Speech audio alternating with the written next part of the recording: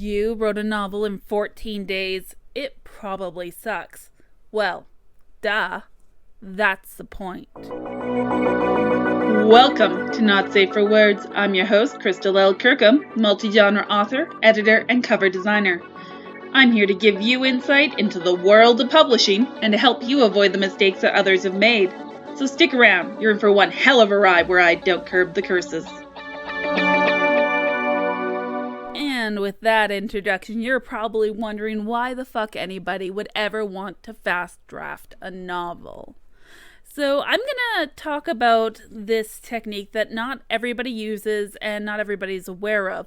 A lot of people even think that a fast draft of a novel means the novel is going to be absolutely useless piece of trash that will take you years and years to edit to get it where it needs to be. Well, I've been doing fast drafting as a writing technique for about 13, 14 years or so.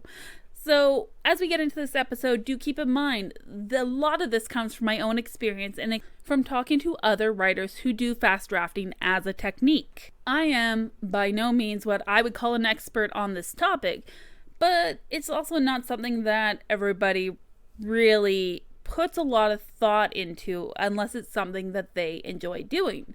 Now, if you listen to my last episode, which was about NaNoWriMo and how it's not for everyone, fast drafting is also not for everyone, but it is particularly useful to know how to do if you're planning to do something like NaNoWriMo, or really if you just want to do high velocity noveling, which is something that is entirely possible to do and still end up with a workable novel. So I'm going to go over a few of the things that I've learned over the years that have helped me be able to write a 60,000 word first draft in 14 days.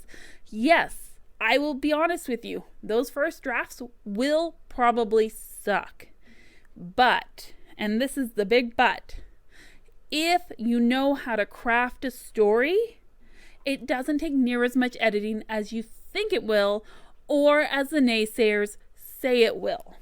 And you just have to stick with me on this. I'm going to explain everything I do that helps me do a fast draft in as little as 14 days if I have the time to focus that much, and be able to have that novel edited and polished and ready to go within a year, which is still a really short time when it comes to editing any novel. All right. Of course, we're not going to get into editing techniques here. We're just going to talk about writing that crappy first draft so that you have the basis of something that you can turn into a novel. Now, when I said 60,000 word novel in 14 days, that is my record. I have met people who have written one in a shorter amount of time, but you really don't have to try for the shortest amount of time. High velocity noveling just means that you're finishing that first draft in a month or 2 months max. You are getting it done fast and quick.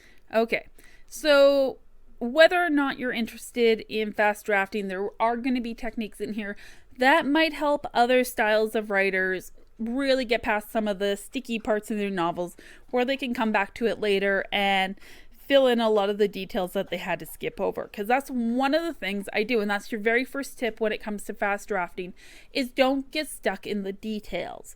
You should have an idea in mind of what it looks like that you're writing, but if you have to stop and think about, well, what color were the curtains, then it's not that important. You can fill those details in later. If you know off your top of your head that they are going to this forest or something like that, just have a basic picture in mind so that for those things you can describe what you need to for the scene. You're not going to get really pretty and in-depth in your prose. That's for the editing stage. All right? You are just focusing on the crayon drawing, not the Picasso. You just want an idea of what everything looks like, how it all fits together, and all the beautiful perfections that you want to describe can be described in the editing and revision stages. They are not for now. You just want to get it on the page. You are, and you've probably heard this metaphor before, piling your sand to build a sandcastle out of it later. You want that mound together. You want every grain that you need in place, and maybe a few extras that you might trim off along the way. But the idea behind fast drafting is just to get those goddamn words on the fucking page so that you can focus on getting the basics of the story out.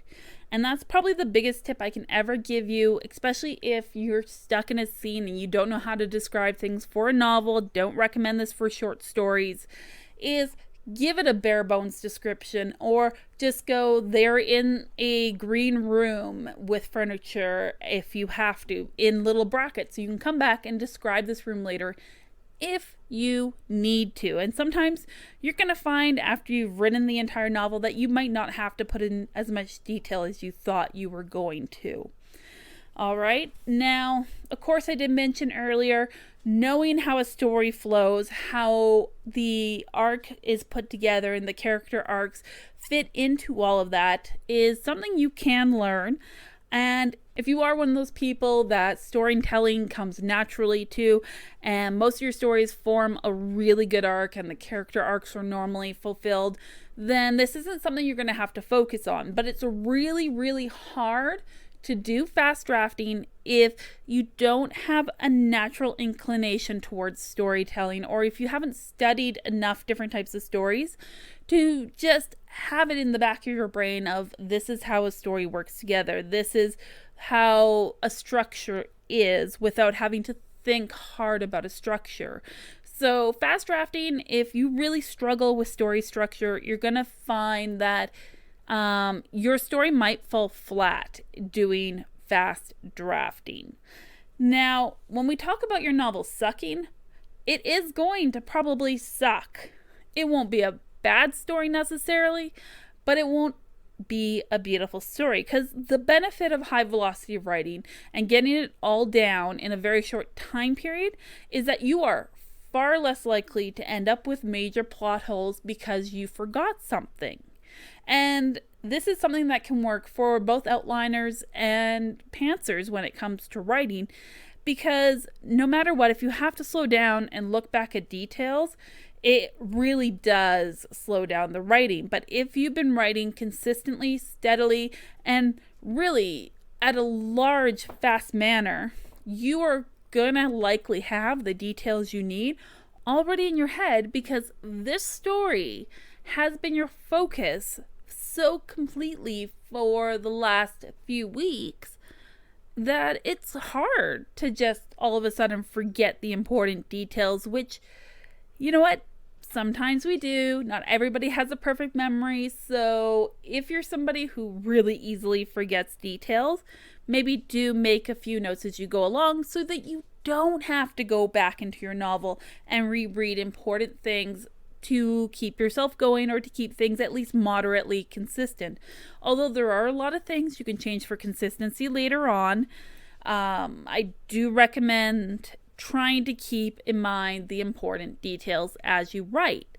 Now, another thing you are going to want to remember is, yes, bad drafts. I know I've already mentioned that, but you also have to turn off that inner editor in your head. And most of us have one, especially those of us who have been in this business for a long time and we know what we're doing and we just want to edit everything as we go and we want the previous sentence to be perfect before moving on to the next. That's not for now. That is not a fast drafting technique. If you want that story done and out and finished so that you can put it aside and work on something else for a bit and then go back and edit it, if you just want it done quickly, do not spend your time perfecting your sentences. Get what you meant to write out, and then when you edit, you can have it sound the way you actually had imagined it in your head for that scene. Do not focus on the details, and I can't stress that enough. This is not a point for details. Fast drafting is meant to be very, very, very basic. All right. Now, another thing you're going to want to do as a fast drafter is at least have a goal in mind. And by this, I don't mean your numbers. I mean, think about what you want your editing to be. And this may kill the true pantsers out there who just follow the story to where it goes. But it makes editing a lot easier if you actually know where the fuck you're going on your story journey. So think about how you want things to end, even if you are a pantser, because that will make editing a lot easier in the long run. All right, so being prepared does make the big difference as well. Another thing you want to keep in mind is most writers experience this at different points in their writing journey when it comes to writing a specific story. You have the high of the beginning where you've just started the story, everything's going fabulously, this is the greatest thing ever, you can't wait to see how it turns out, and then you get past that quarter point and what the fuck am I doing? This is the worst trash I've ever written in my life. Who the hell thought I could draft a novel fast, or at all for that matter? My characters are flat. This plot is contrived. There's no real reason for my protagonist to exist, and that antagonist? It's about the only half good thing about this. No, I take that back. They suck too. It's a hard part of writing, and every writer actually hits that at some point between 1/4 and 1/2. It is just all of a sudden the worst thing ever. About the half to 3/4 of the way through, you start seeing a bit of a light at the end of the tunnel. This is like maybe it's not that bad. I mean, sure, I might have to fix a few things, but I've written worse. I swear, I've written worse. It's that last quarter where you're like, I'm almost done. I might have a novel, and knowing that you're near the end helps to drive you on. And while these moments are, I think, far more pronounced for somebody who does fast drafting because you are cycling through them so much more quickly, it's a lot of things that many writers experience regularly when writing longer stories, perhaps even shorter stories as well. Lord knows I have plenty of I fucking suck moments writing even flash fiction. But that usually comes during the creation point. That's something we can talk about another time, is wonderful imposter syndrome, because so many of us have to deal with that. Now, other things you can do is I'm going to recommend going on back to my podcast on pantsing from a few weeks ago. And that has a lot of tips that can really help you keep a story moving if you're stuck on what to do next. Because even as an outliner, sometimes it's easy to get stuck. But the biggest thing is just to remember that fast drafting is really about giving yourself permission to write a bad novel. And, well, every novel you write might not work the way you wanted. A lot of them, once you get used to the technique, will start showing promise, so long as you reach all the way to the end. And the biggest thing is shut off that editor, forget about the details, don't get stuck in the moment, just keep the story moving. And you can always go back and fill in those details and make those little changes that you have to. But fast drafting, if you want to write a novel quickly, obviously it's the only way you're going to get it done. And it's not going to be something that works for everyone. I love it because, especially with my ADHD, I really lose track of what I want to write very quickly, and I want to get on to the next big thing all the fucking time.